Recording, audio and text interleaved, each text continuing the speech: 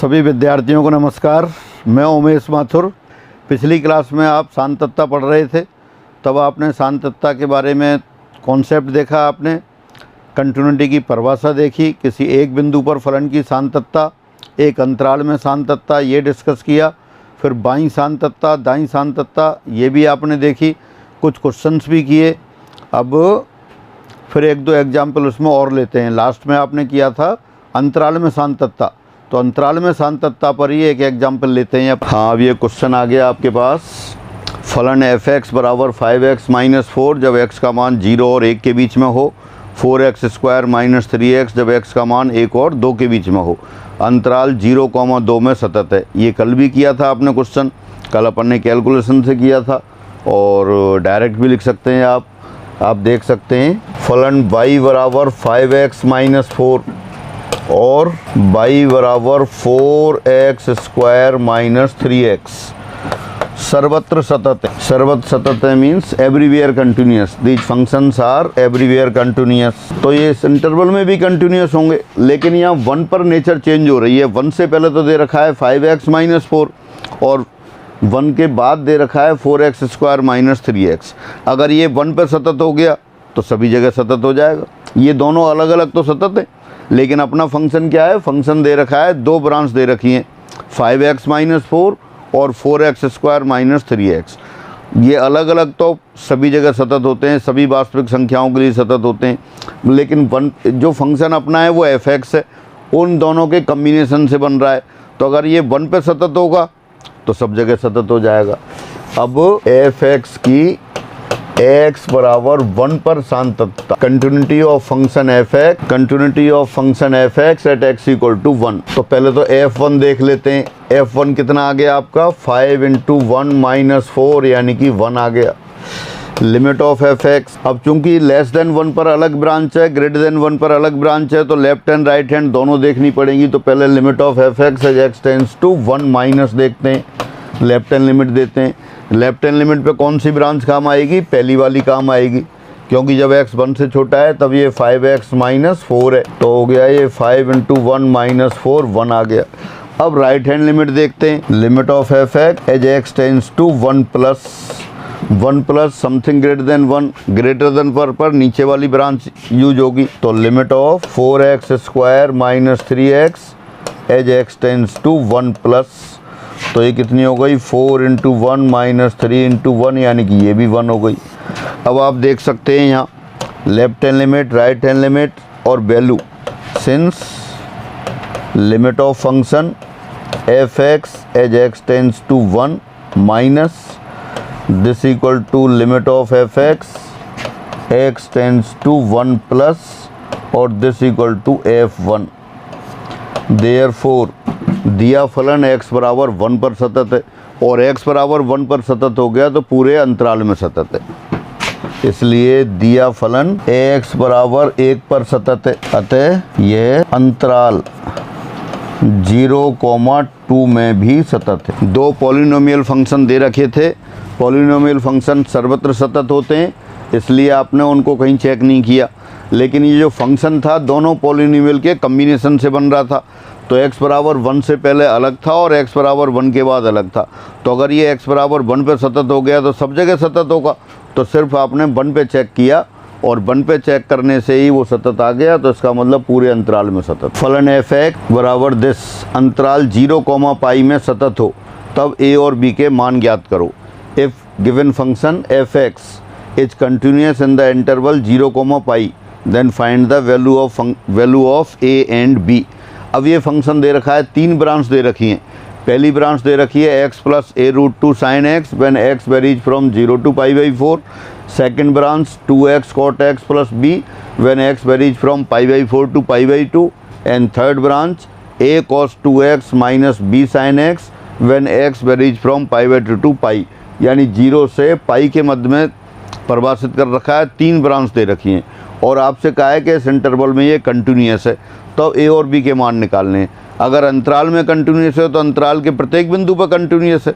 प्रत्येक बिंदु पे कंटिन्यूअस है तो ये π/4 पे भी कंटिन्यूअस होगा, π/2 पर भी कंटिन्यूस होगा।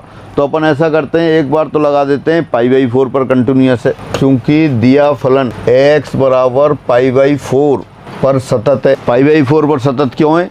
पूरे अंतराल में सतत है, अंतराल में सतत है तो हर बिंदु पर सतत है, इसलिए π/4 पर सतत है। तो therefore limit of f(x) as x tends to π/4 minus this equal to f of π/4, यानी बाईं सीमा उसके फलन के मान के बराबर होगी। दाईं सीमा भी बराबर होगी, पर अपन ने सिर्फ बाईं सीमा लिखी है, तो बाईं सीमा यहाँ लगा देते हैं। तो इसका मतलब क्या हो जाएगा? ये हो जाएगा π/4 प्लस a इंटू √2 साइन π/4 1/√2 हो गई। और यहाँ से आएगा π/4 तो आएगा 2 into π/4 cot π/4 1 plus b। Left hand limit के लिए पहली वाली ब्रांच काम में लिया आपने, क्योंकि x π/4 से छोटा है जब पहली ब्रांच दे रखी है। और वैल्यू के लिए आपने दूसरी ब्रांच ली, क्योंकि जब π/4 के बराबर है, जब दे रखा है 2x cot x plus b, तो ये लिख दिया। अब यहाँ से देखें √2 कैंसिल हो गया, इधर 2 π/4 फाइनली एक इक्वेशन आ गई a माइनस बी बराबर π/4। ये इक्वेशन नंबर 1 आ गई। a और b की वैल्यू कैलकुलेट करनी थी, तो a और b में दो रिलेशन निकाल लेंगे आप। एक रिलेशन तो यहाँ गया। अब दोबारा कहते हैं कि π/2 पर सतत है फलन f(x) π/2 पर भी सतत है। π/2 पर भी सतत है तो इसका मतलब क्या होगा? π/2 पर मान और सीमा बराबर होगी।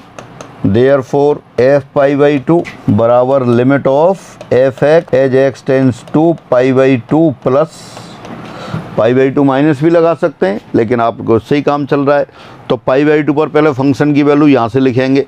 कितना आ जाएगा ये? This implies 2 into π/2।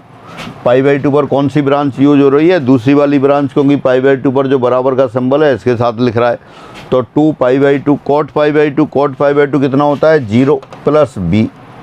और राइट साइड में कितना हो गया? π/2 प्लस के लिए थर्ड ब्रांच यूज होगी।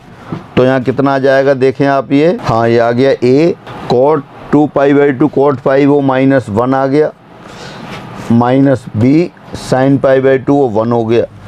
तो क्या आ गया है यहाँ से? एक आपके पास फिर यहाँ से आ जाएगा ये, this implies a plus 2b बराबर -π। ये इक्वेशन नंबर 2 आ गई।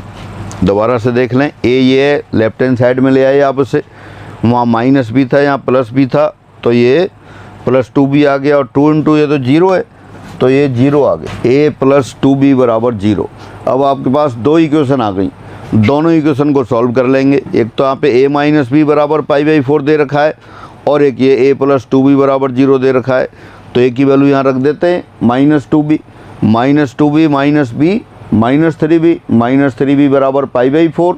तो b बराबर कितना आ गया? a प्लस 2b बराबर 0, तो a बराबर -2b रख दिया, -2b और -b -3b बराबर π/4, तो b बराबर -π/12। और b की वैल्यू आपने यहाँ रख दी -π/12, तो कितना हो गया फिर ये? a बराबर -π/6।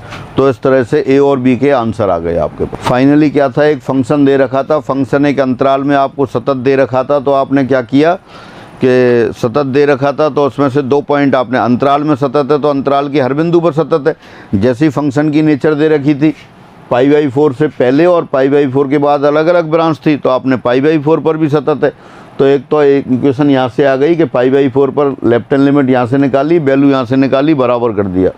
इसी तरह π/2 से पहले अलग ब्रांच थी, π/2 के बाद अलग ब्रांच थी, तो π/2 पर आपने मान यहाँ से लिया और π/2 पर राइट हैंड लिमिट। a और b में दो इक्वेशन आ गई, दोनों को सॉल्व कर लिया, ये आंसर आ गया। अब आगे चलते हैं। अब आप लेते हैं सतत फलनों के गुणधर्म। सतत फलनों के गुणधर्म, यदि f(x) और g(x) दो सतत फलन हो, तब नंबर 1 f(x) प्लस g(x) भी सतत होगा। f(x) और g(x) दो सतत फलन है, किसी भी पॉइंट पर सतत हैं, तो उसी बिंदु पर f(x) प्लस g(x) भी सतत होगा। f(x) माइनस g(x) ये भी सतत होगा। थर्ड f(x) इंटू g(x) ये भी सतत होगा। f(x) अपॉन g(x) अगर g(x) 0 ना हो, f(x) upon g(x) provided g(x) not equal to 0 भी सतत होगा। यदि f(x) और g(x) दो सतत फलन हो, तो उनका योग फलन, अंतर फलन, गुणन फलन और भाग फलन ये भी सतत होगा। साथ साथ कोई कांस्टेंट ले लें, उससे मल्टीप्लाई कर दें, k इंटू एफ है, यहाँ k एक अचर है, v सतत होगा। फिर ले लें, दोनों को मिला के लीनियर प्रॉपर्टी बना देते हैं, C1f(x) प्लस C2g(x), यहाँ C1 C2 दोनों अचर हैं, C1 C2 both are constant, भी सतत होगा। यानी कोई भी दो फंक्शन दे रखे हैं आपको f(x) और g(x), वो कंटिन्यूस फंक्शन है तो वो उनका योग फलन, अंतर फलन, गुणन फलन, भाग फलन वो भी सतत होंगे, और उनसे कोई लीनियर एक्सप्रेशन बना देंगे वो भी सतत होगा। जी ऑपरेशन f(x) भी x बराबर a पर सतत होगा, जबकि फलन g(x) f a पर सतत हो। दोनों सतत फलन है वैसे। अब एक बिंदु की बात आ गई, पहले एक ही बात कर रहे थे अपन, तो f a G operation f of x अगर a पॉइंट पर चेक करेंगे तो g जो फंक्शन है वो f a पर सतत होना चाहिए। f(x) a बिंदु पर है ही, तो जी ऑपरेशन f(x) भी x बराबर a पर सतत होगा। एक और आगे, यदि f(x) सतत हो तब मॉड ऑफ f(x) भी सतत होगा, लेकिन इसका कन्वर्स जरूरी नहीं है ट्रू हो, लेकिन इसका विलोम सत्य होना आवश्यक नहीं है। यदि f(x) is a continuous function then mod of f(x) is also continuous function, but इस converse is not necessarily true. कई बार सही हो भी सकता है लेकिन हमेशा सही नहीं होगा, जो हमेशा सही होगा उसी को सत्य बोलते हैं। तो f(x) अगर सतत हो तो मॉड ऑफ f(x) भी सतत होगा, लेकिन विलोम इसका आवश्यक नहीं है। अब इसका एग्जाम्पल, जो कंटिन्यूटी वाले क्वेश्चन आप कर रहे हैं उसमें से अपने आप ढूंढेंगे, बहुत आसान है, सबको दे रखा है लेकिन सबको याद रहे कि ये सतत है। आप जो एग्जाम्पल दे रखे हैं सीट में क्वेश्चन हैं उसमें आप चेक करेंगे ऐसा कौन सा फंक्शन है कि f(x) सतत है, तो मॉड ऑफ f(x) ये तो हमेशा होता ही है। साइन x है, साइन x का मॉडुलस x भी सतत है, लेकिन ऐसा फंक्शन के मॉड ऑफ f(x) सतत हो और साइन x वो f(x) सतत ना हो, ऐसा एग्जाम्पल ढूंढना है आपको। वो आगे आप अपने आप देखेंगे और फिर अगली क्लास में अपन डिस्कस करेंगे प्रॉब्लम के साथ। फिर लेते हैं आप some examples of continuous functions. ये अभी आपने ग्राफ पढ़े थे तो उन्हीं के सारे मैं लिख देता हूँ, सारे कंटिन्यूस फंक्शंस। जिन लोगों को जैसे याद नहीं है तो उनके ग्राफ देखेंगे आप दोबारा से।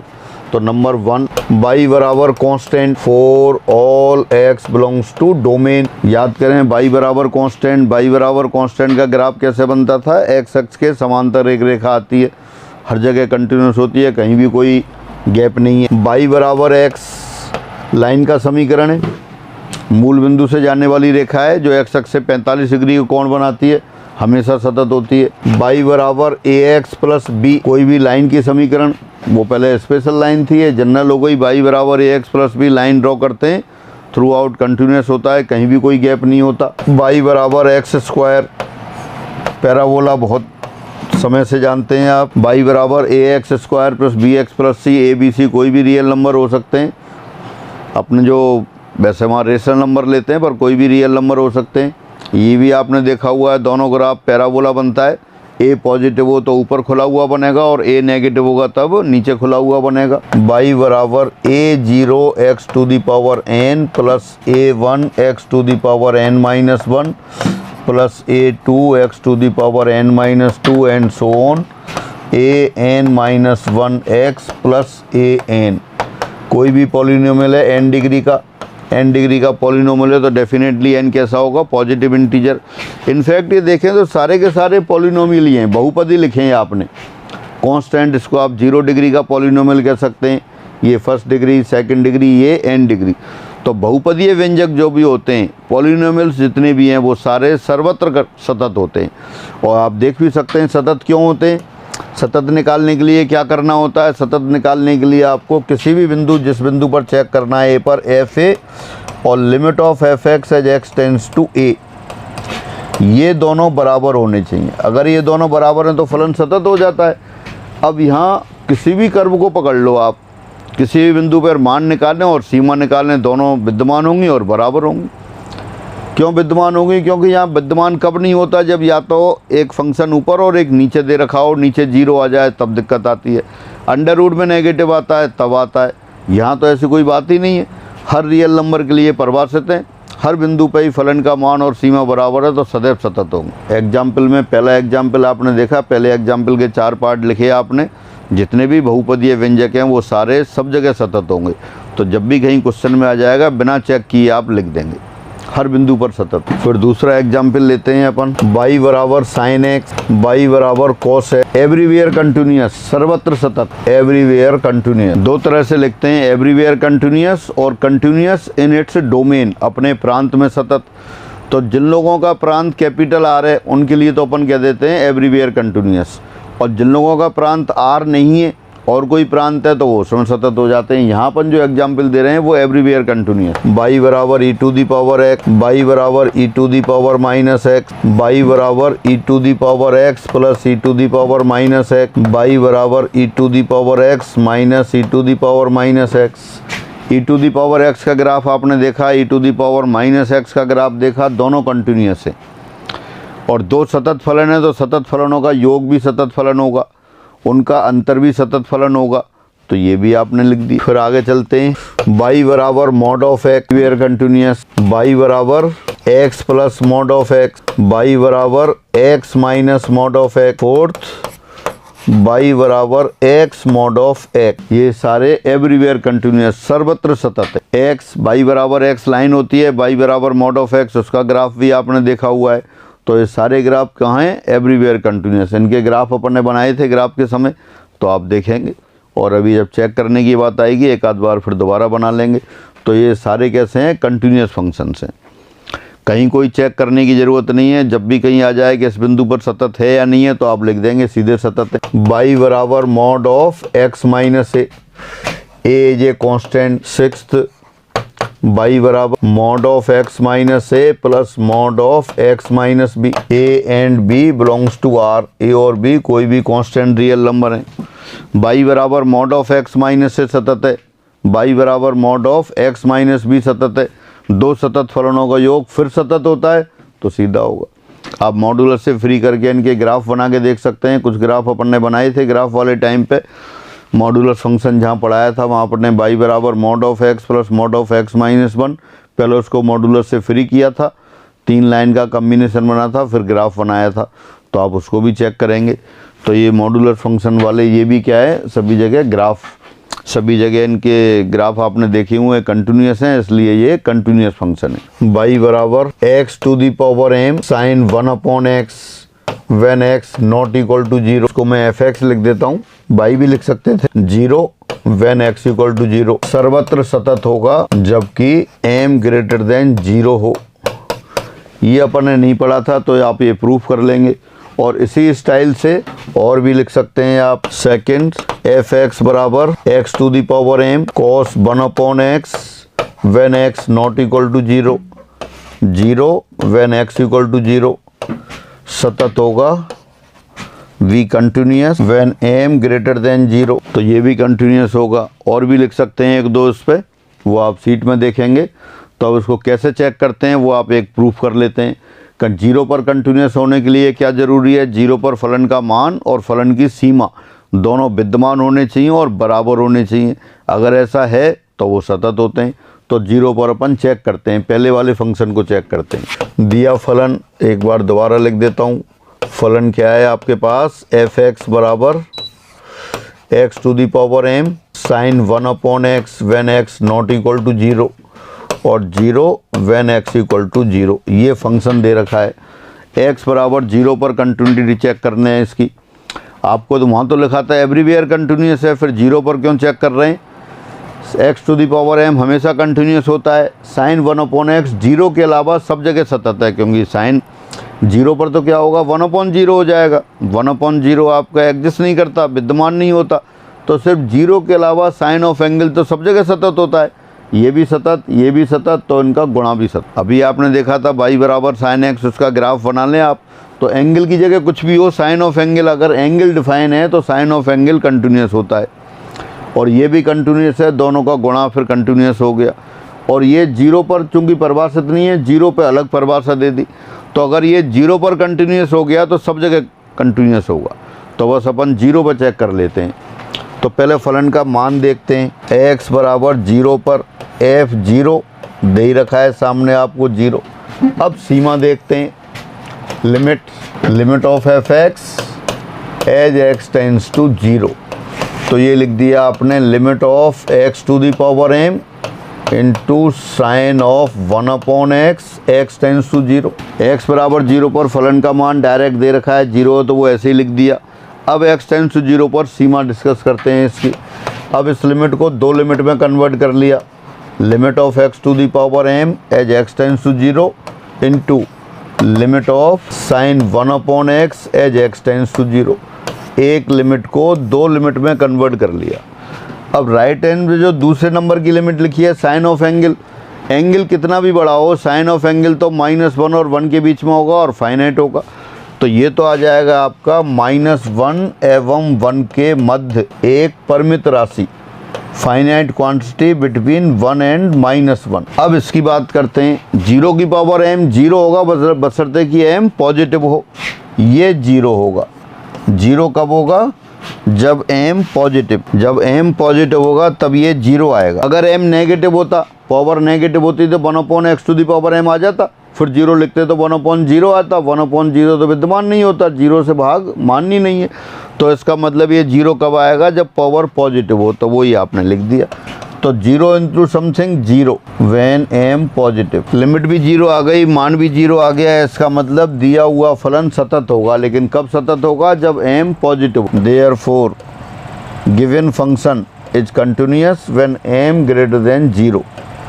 दिया फलन x बराबर 0 पर फलतः सर्वत्र सतत होगा जबकि m ग्रेटर देन 0 हो। Given function is continuous at x equal to 0, therefore it will be continuous everywhere when m is greater than 0। तो अब ये आप लर्न करके रखेंगे कि limit function f(x) equal to x to the power m sine 1/x when x not equal to 0, 0 when x equal to 0, everywhere continuous होगा provided m is positive. m की value 1/2 लिख दी तब भी कंटिन्यूअस होगा। m बराबर 2 लिख देंगे तब भी कंटिन्यूअस होगा। m बराबर √2 लिख देंगे तब भी कंटिन्यूअस होगा। एक ही कंडीशन है, m पॉजिटिव होना चाहिए। इसी तरह कोसाइन वाला कर सकते थे, इसी तरह और भी कर लेंगे आप। तो इस तरह से आपके एक सतत फलनों के उदाहरण हुए। अब आगे बढ़ते हैं। अब लेते हैं आप फलन की असांतत्यता। अभी तो बात कर रहे थे सान्तत्यता की, कंटिन्यूटी की। कंटिन्यूटी के लिए क्या बताया था आपको? कंटिन्यूटी के लिए बताया था कि फलन का मान अगर x बराबर a पर देखें, फलन का मान फलन की सीमा, और सीमा के लिए भी कहें बाईं सीमा और दाईं सीमा, x tends to a plus limit of f(x) s tends to a minus, यानी कि left hand limit, right hand limit और फंक्शन की वैल्यू तीनों एग्जिस्ट करनी चाहिए और फिर वो बराबर होना चाहिए, तब वो कंटिन्यूअस कहेगा। एग्जिस्ट भी और वो फाइनाइटली एग्जिस्ट होनी चाहिए। तो जब भी ये इक्वेशन फेल हो जाएगी फंक्शन डिसकंटिन्यूअस हो जाएगा। फेल कैसे हो सकती है? फलन का मान ही नहीं निकले। फलन का मान जैसे आपको दे दिया f(x) बराबर 1/x। अब x बराबर 0 पर डिस्कस करें इसको, तो ये x बराबर 0 पर परिभाषित ही नहीं है। परिभाषित ही नहीं है तो x बराबर 0 पर कैसा हो जाएगा? असंतत हो जाएगा। ग्राफ भी याद करके देख सकते हैं आप इसको। y बराबर 1/x का ग्राफ बनाया था आपको। y बराबर 1/x का ग्राफ इस तरह से चला था और ये 0 पर देख सकते हैं। इनफाइनाइट गैप की जंप थी, इसमें जंप थी तो ये डिसकंटिन्यूअस था। यानी कि या तो फलन का मान विद्यमान ही नहीं हो, किसी बिंदु पर परिभाषित नहीं हो, तो वहाँ असंतत हो जाएगा। फलन का मान परिभाषित हो, सीमा भी परिभाषित हो, लेकिन दोनों बराबर नहीं हो, या किसी फलन की सीमा विद्यमान नहीं हो। फलन की सीमा किसकी विद्यमान नहीं होगी? जैसे f(x) बराबर दे रखा है साइन 1/x, कब? जब x नॉट इक्वल टू 0, और ये दे दिया आपको 1 जब x बराबर 0। x बराबर 0 पर मान तो दे रखा है और परिभाषा क्या है? नॉन जीरो पर साइन 1/x। अब x टेंस टू 0 पर इसकी सीमा विद्यमान नहीं है, क्योंकि x टेंस टू 0 पर 1/x टेंस टू इनफाइनाइट हो जाएगा। तो आप कह सकते हैं साइन ऑफ एंगल की सीमा फाइनाइट तो होगी, -1 और 1 के बीच में भी होगी, लेकिन अपन कोई अंतराल थोड़ी पता करना होता है किस किस के बीच में, एग्जैक्ट पता करना होता है। वह राशि जिसकी ओर फलन अप्रोच करता है सीमा कहलाती है। तो यहाँ इसकी सीमा विद्यमान नहीं है। तो जब फलन की सीमा विद्यमान नहीं हो तब भी ये सतत नहीं होगा। मान विद्यमान नहीं हो तब भी सतत नहीं होगा। दोनों विद्यमान हो और बराबर नहीं हो तब भी सतत नहीं होगा। तो ये फलन की असांतत्यता की बात हुई। कोई भी फलन असंतत कब होता है? फलन असंतत तब होता है जब ये परिभाषा कहीं भी किसी जगह फेल हो जाए। परिभाषा क्या है? कि कोई भी फलन एफ एक्स बराबर ए पर सतत कहलाता है यदि एक्स बराबर ए पर फलन का मान और एक्स टेंस टू ए पर फलन की सीमा दोनों विद्यमान हो और बराबर हो, और जब भी ये फेल हो जाएगी तभी डिसकंटिन्यूस हो जाएगा। ठीक है, अब फिर आगे बढ़ते हैं। अब डिसकंटिन्यूटी वाले एग्जाम्पल देखते हैं। ये दे दिया है फलन एफ एक्स बराबर x sine 1/x, x not equal to 0। अब यहाँ एक्स नॉट इक्वल टू 0 पर तो परिभाषित कर रखा है, एक्स बराबर 0 पर ये फंक्शन अपरिभाषित है। एक्स बराबर 0 पर अपरिभाषित है। क्यों अपरिभाषित है? एक्स बराबर 0 पर मान दे ही नहीं रखा, आपको दे रखा है एफ एक्स बराबर एक्स साइन 1/x। कब दे रखा है? जब एक्स नॉन जीरो हो। ये 0 पर क्या है ये तो पता ही नहीं है, यानी x बराबर 0 पर फलन का मान नहीं दे रखा है, इसलिए यह x बराबर 0 पर असंतत है। जो अभी डिस्कस कर रहे थे कैसे कैसे असंतत हो सकता है, फलन का मान नहीं दे रखा हो तब असंतत हो जाएगा। यहाँ फलन का मान नहीं दे रखा है इसलिए ये असंतत है। अगर मान दे रखा होता तो अपन चेक करते, लिमिट ऊपर से निकालते और वैल्यू यहाँ से लेते, लेकिन वैल्यू दे ही नहीं रखी इसलिए ये असंतत हो गया। अगर ऐसा हो जाता बाय द वे कि यहाँ वैल्यू दे रखी होती, यहाँ कह देते ये 5 है, कब? जब x बराबर 0 पर, तब आप चेक करते 5 होता है, इसकी लिमिट आपने पहले निकाली हुई है 0 है, वैल्यू 5 है, तब अलग तरह से असंतत होता, क्योंकि सीमा तो 0 आ गई, वैल्यू 5 आ रही है, तब ये असंतत हो जाता। हाँ, अगर वैल्यू आपकी 0 दे देते तभी x बराबर 0 पर मान भी 0 दे देते तब ये सतत होता। अभी एग्जाम्पल देखा था थोड़ी देर पहले, x to the power m sine 1/x, जब x नॉन जीरो। कब सतत होता है? जब m पॉजिटिव हो। यहाँ m कितना है? 1 है तो पॉजिटिव है, लेकिन कब सतत होगा? जब वैल्यू 0 दे रखी हो। अभी आपको नहीं दे रखी है इसलिए ये असंतत है। अगला एग्जाम्पल लेते हैं। अब यहाँ देखें फलन एफ एक्स बराबर 1/x minus A, X not equal to A. अब यहाँ भी क्या है कि x बराबर a पर नहीं पता है क्या है, यहाँ भी फलन का मान नहीं दे रखा है। x बराबर a पर फलन अपरिभाषित है। अपरिभाषित क्यों है? दे नहीं रखा। Function is not define at x equal to a, therefore it is discontinuous at x equal to a। इसलिए x बराबर a पर असंतत है। जिस बिंदु पर फलन का मान नहीं दे रखा है तो सीमा तो आप निकाल सकते हो, फिर भी सीमा विद्यमान हो ना हो वो बाद की बात है, अपन उसको निकाल ही नहीं रहे, लेकिन पहले से ही कह रहे हैं x बराबर a पर फंक्शन का मान नहीं दे रखा है इसलिए डिसकंटिन्यूअस है। फिर अगला एग्जाम्पल लेते हैं। अब ये जान पहचान वाला फंक्शन आ गया, फलन एफ एक्स बराबर box of x. Box of x कौन सा है? ग्रेटेस्ट इंटीजर फंक्शन, महत्तम पूर्णांक फलन। महत्तम पूर्णांक फलन ग्राफ देखा हुआ है सभी ने, कैसे ग्राफ बनता है? इस तरह से ग्राफ बनता है इसका, ये 0 1 2 3 और ऐसे ही आगे चलेगा। तो ग्राफ देख सकते हैं, हर इंटीजर पर जंप लगा के फंक्शन ऊपर की ओर जाता है। हर पूर्णांक पर फलन जंप लगा के ऊपर जाता है। 1 से छोटा है जब 0 रहेगा, जैसे ही 1 होगा जंप लगा के 1 पर आ गया, और जब 2 से छोटा होगा तब तक 1 रहेगा। इसी तरह जैसे ही 2 होते ही जंप लगा के फिर ऊपर चला गया। तो चूंकि ये हर इंटीजर पर जंप लगा के उछल कर ऊपर जाता है तो हर पूर्णांक पर असंतत है। तो ये 1 पर कैसा हो गया? ये असंतत हो गया। Similarly discontinuous at every integer, इसी प्रकार प्रत्येक पूर्णांक पर असंतत है। पहले भी डिस्कस हो गया था। Function f x equal to box of x greatest integer function is discontinuous at x equal to 1, x equal to 2, x equal to -1, और in general discontinuous at every integer, प्रत्येक पूर्णांक पर असंतत है। फिर अगला क्वेश्चन लेते हैं। अब ये दे दिया आपको फंक्शन एफ एक्स भी परिभाषित है x बराबर 1 पर और नॉट इक्वल टू 1 पर।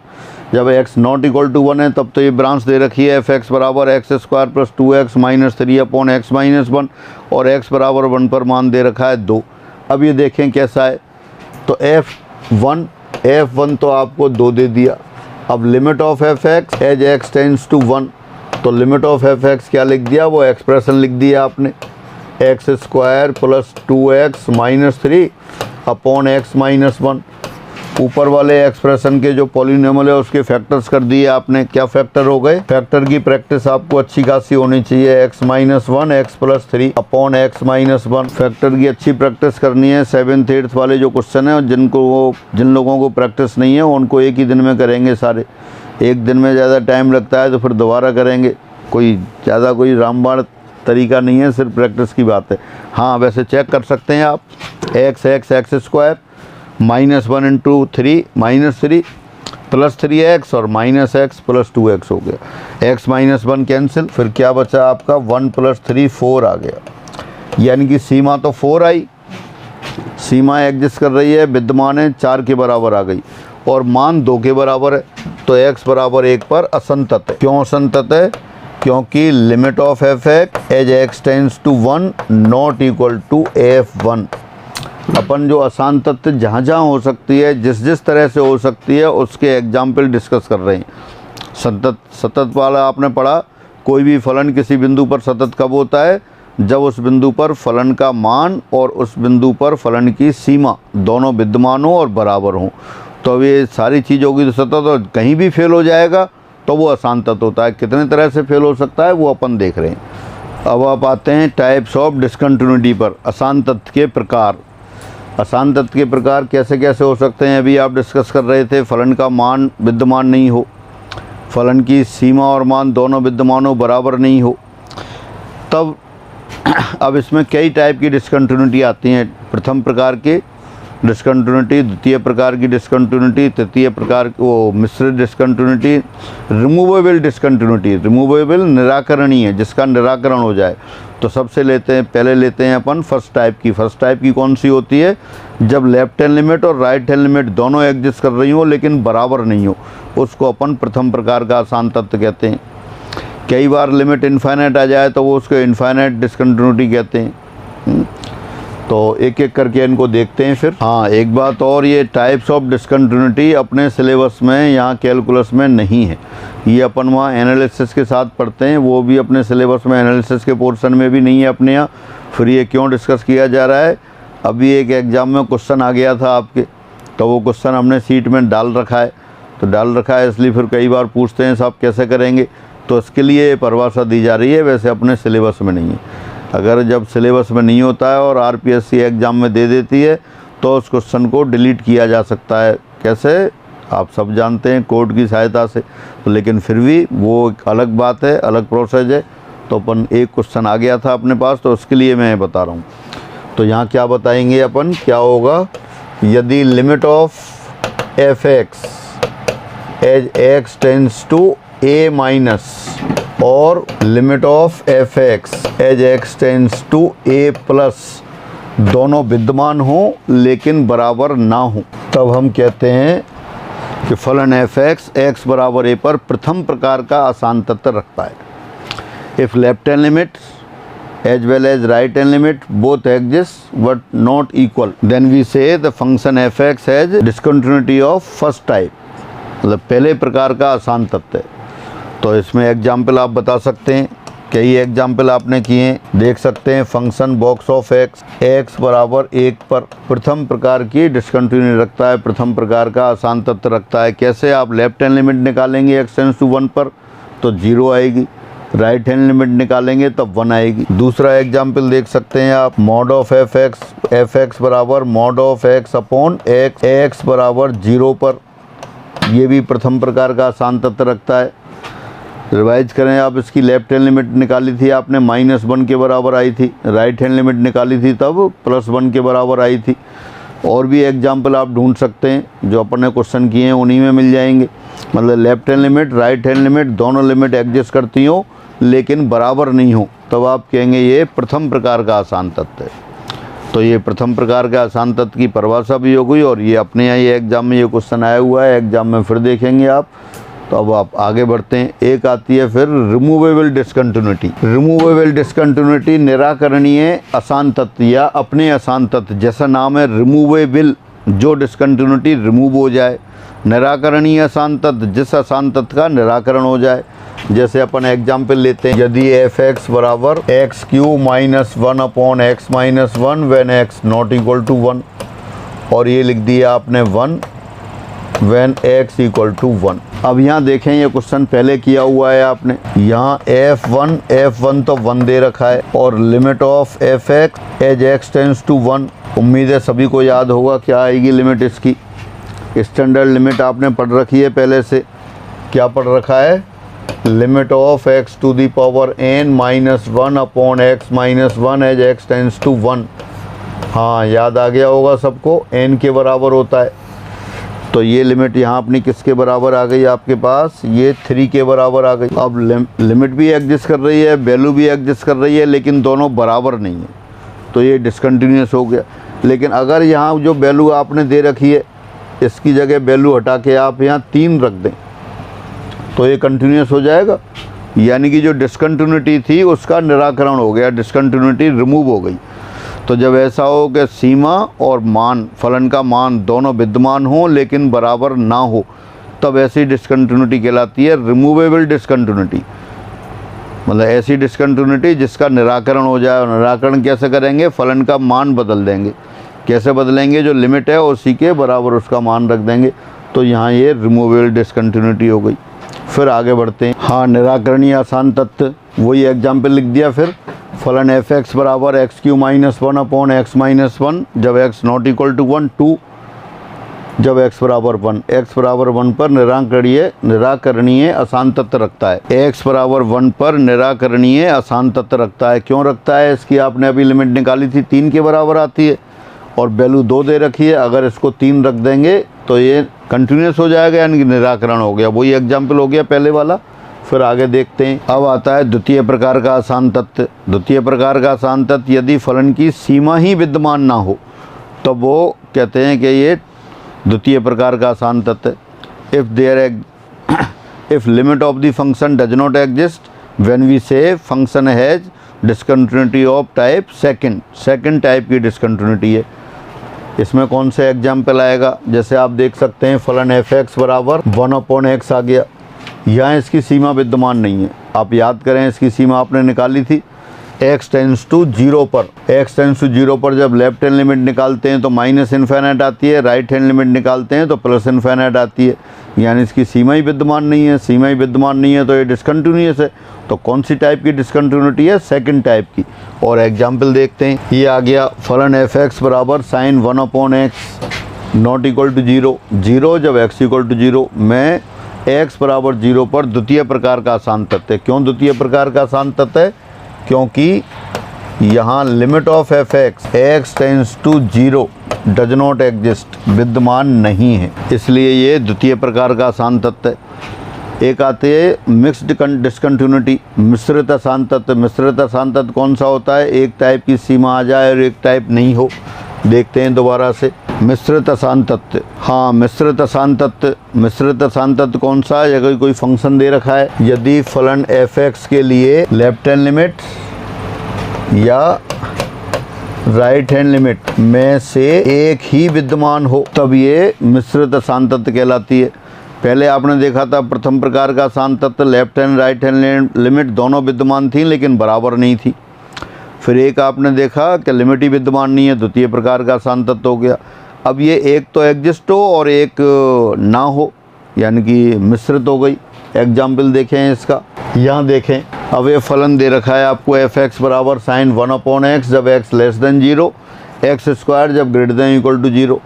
तो यहाँ आप देखें, आप left hand limit of F x as x tends to 0 minus विद्यमान नहीं है, does not exist. Right hand limit देखें, limit of F x as x tends to 0 plus पे कौन सी परिभाषा काम आएगी, सेकंड वाली, एक्स स्क्वायर है तो उसकी लिमिट क्या हो जाएगी, 0 हो जाएगी। वैल्यू देखें, ये भी 0 हो गई, यानी कि राइट हैंड लिमिट एग्जिस्ट कर रही है, वैल्यू के भी बराबर है, लेकिन लेफ्ट हैंड लिमिट एग्जिस्ट ही नहीं कर रही, तो ये मिक्स डिसकंटिन्यूटी कहलाती है। और इसी तरह से एक और इनफाइनाइट डिसकंटिन्यूटी। इनफाइनाइट डिसकंटिन्यूटी कौन सी आएगी, जब लिमिट एग्जिस्ट कर रही हो, इनफाइनाइट हो जाए तो वैल्यू तो इनफाइनाइट हो नहीं सकती, तो वो इनफाइनाइट डिसकंटिन्यूटी कहलाती है। आप देख सकते हैं एफ एक्स बराबर 1 अपॉन एक्स स्क्वायर है और वैल्यू दे सकते हैं कोई भी 0 पर। तो यहाँ देखेंगे limit of F x as x tends to 0, ये भी आपने निकाली हुई है, याद होगा आपको। लिमिट जब कर रहे थे 1 अपॉन एक्स स्क्वायर की लिमिट निकाली थी, लेफ्ट हैंड लिमिट निकालते हैं तब भी 0 आती है और राइट हैंड लिमिट निकालते हैं तब भी 0 आती है।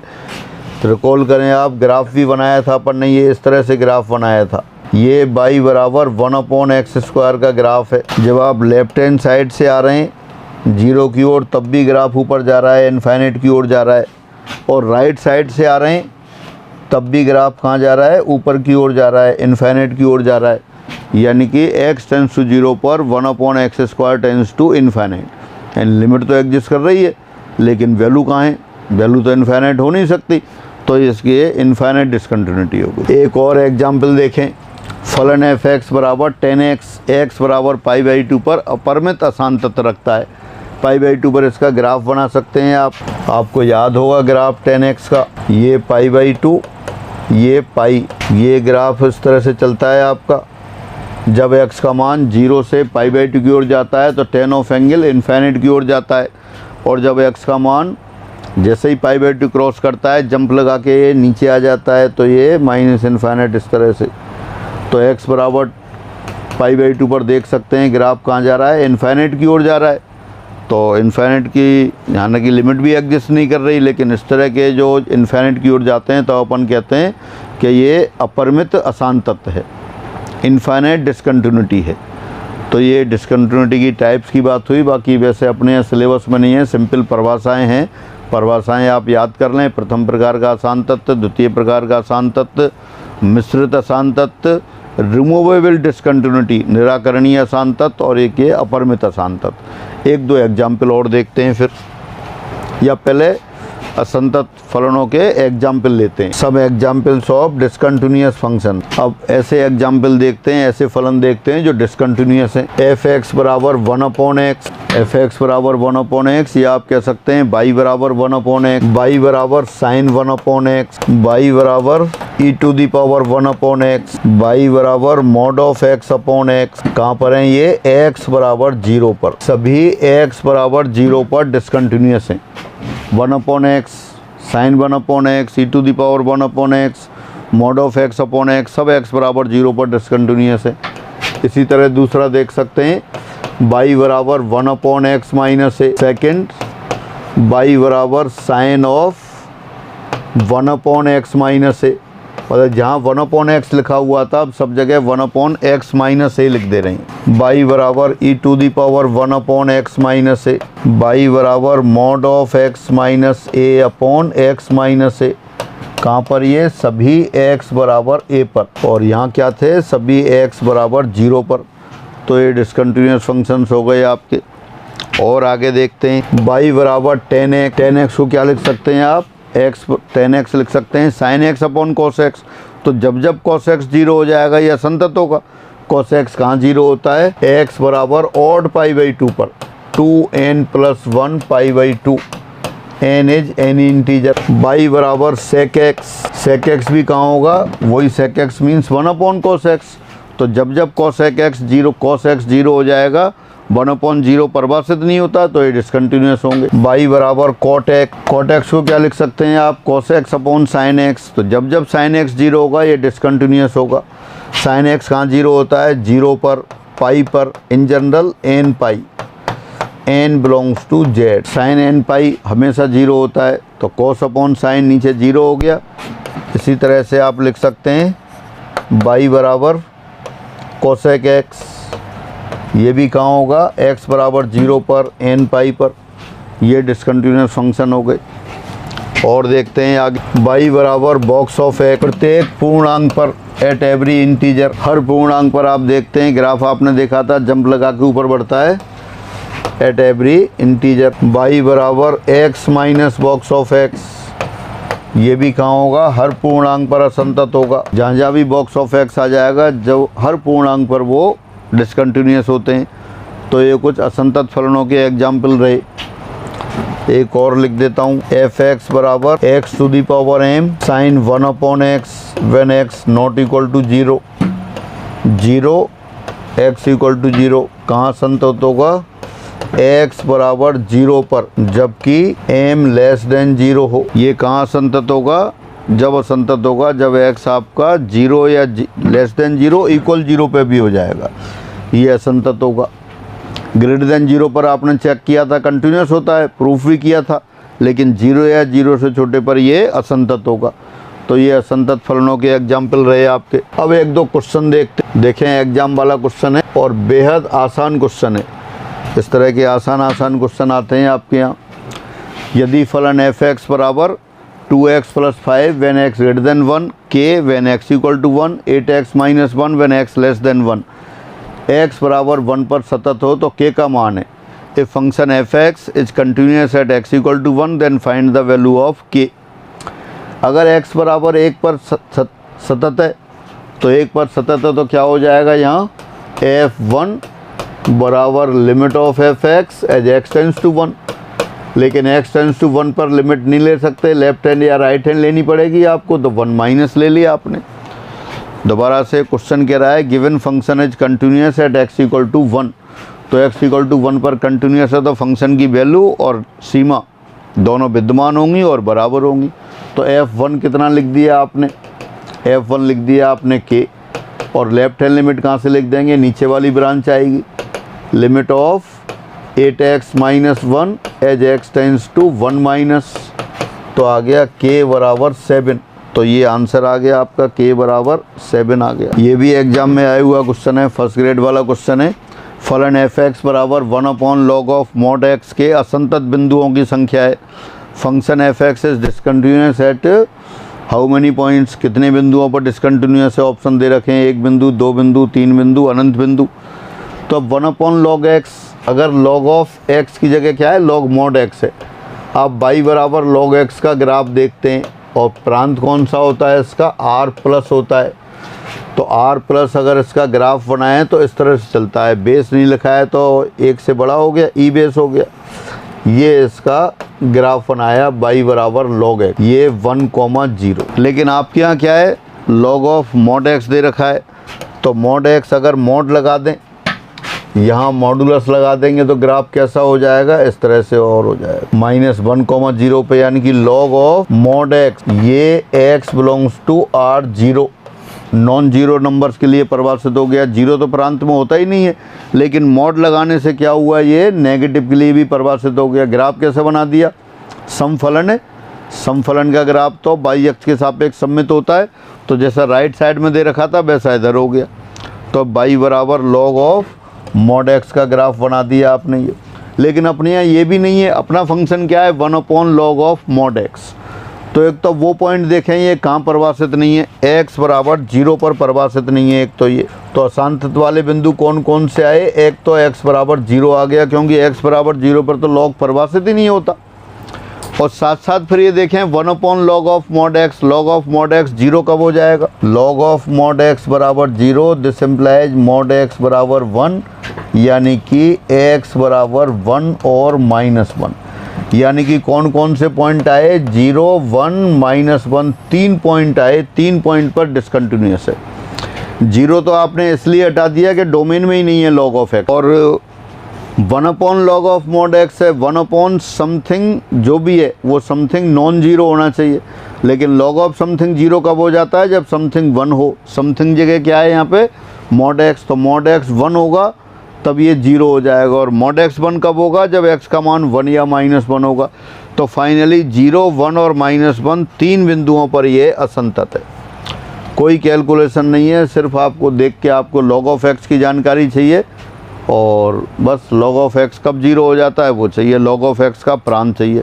तो ये 3 बिंदुओं पर असंतत हो गया। और देखते हैं एग्जाम्पल, ये भी देखें एग्जाम में आया हुआ क्वेश्चन है फिर अभी 2018 सेकंड ग्रेड में। यदि फलन f(x) बराबर दिस अपने प्रांत के प्रत्येक बिंदु पर सतत हो तो f0 का मान है, ये दे रखा है। दोबारा पढ़ते हैं, if the function f(x) equal to 2x minus sine inverse x upon 2x plus sine inverse x not equal to 0 is continuous at each point of its domain, then the value of f(x)। अगर ये continuous है, हर point पर continuous है, तो क्या होना चाहिए, f0 बराबर limit of f(x) as x tends to 0, ये होना चाहिए। अब f0 तो इसमें दे नहीं रखा, तो आप f0 लिख सकते हैं। अब ये लिमिट के बराबर आएगा, तो लिमिट लगा दें आप, राइट हैंड साइड में जो फंक्शन दे रखा है वो वैल्यू लिख दें आप, 2x minus sine inverse of x upon 2x plus tan inverse of x। अब अपन ने क्या किया, x से ऊपर डिवाइड कर दिया और x से नीचे डिवाइड कर दिया। x टेंस टू 0 पर लिमिट कैलकुलेट कर रहे हैं, कह रहा है कंटिन्यूस है, कंटिन्यूस है तो f0 और limit of f(x) x tends to 0 बराबर होंगी, तो आपने ये बराबर कर दिया। अब लिमिट लिख देते हैं राइट साइड पे, 2 - 1 अपॉन 2 + 1 1/3। तो दिस इम्प्लाइज f0 = 1/3। अगर फंक्शन हर बिंदु पर कंटिन्यूस है तो f0 पर भी कंटिन्यूस होगा, 0 पर कंटिन्यूस होगा तो 0 पर वैल्यू ले ली आपने और 0 पर लिमिट निकाल ली। तो वैल्यू तो आपको पता करनी थी, लिमिट 1/3 आ गई, तो f0 आपका 1/3 आ गया, ये सेकंड आंसर आ गया। तो इस तरह से आप ये एग्ज़ाम में आप देख रहे हैं आसान आसान क्वेश्चन आ रहे हैं। एक और एग्ज़ाम वाला क्वेश्चन देखते हैं, ये भी एग्ज़ाम में आया हुआ क्वेश्चन है, अभी संस्कृत डिपार्टमेंट का हुआ था। फलन f(x) बराबर mod of x - 2 plus mod of x - 2। फलन f(x) बराबर x mod of x - 1 plus mod of x - 2। तो सत्य कथन है, if f(x) = mod of x - 1 plus mod of x - 2 then the true statement, correct statement. अब ये पूछा है, पहले में देखा है 1 और 2 पर संतत है, दूसरा दे रखा है किसी भी वास्तविक मान के लिए परिभाषित नहीं है, x बराबर 1 पर असंतत है, 2 पर असंतत है। आप तो अभी पढ़ के आए, mod of x माइनस है, एवरीवेयर कंटिन्यूस। तो दो कंटिन्यूस फलन है, उनका योग ये भी कंटिन्यूस होगा, तो पहला ही आंसर आ गया, ये पहला ही आंसर आ गया। तो यानी कि ये एवरीवेयर कंटिन्यूस। तो आप देख सकते हैं एग्जाम वाले क्वेश्चन बेहद आसान आ रहे हैं क्वेश्चन। तो ये आपके कंटिन्यूटी की बात रही और कंटिन्यूटी के कुछ आपने क्वेश्चंस भी किए। तो इस तरह से कंटिन्यूटी समाप्त होती है आपकी। कुछ क्वेश्चन मैंने करा दिए हैं, बाकी आप सीट के क्वेश्चन सारे करेंगे। एक एग्जाम्पल आपको छोड़ दिया था कि आप एग्जाम्पल बताएंगे f(x) कंटिन्यूस हो तो mod of f(x) भी कंटिन्यूस होता है, लेकिन विलोम सत्य नहीं होता। तो वो आप अपने आप देखेंगे, डिस्कस करेंगे। आज कंटिन्यूटी क्लास में इतना ही, कंटिन्यूटी कंप्लीट हो गई। अब अगली क्लास में फिर अपन डिफरेंशिएबिलिटी की बात करेंगे। ठीक है, फिर सभी को नमस्कार। घर पर रहें, सुरक्षित रहें।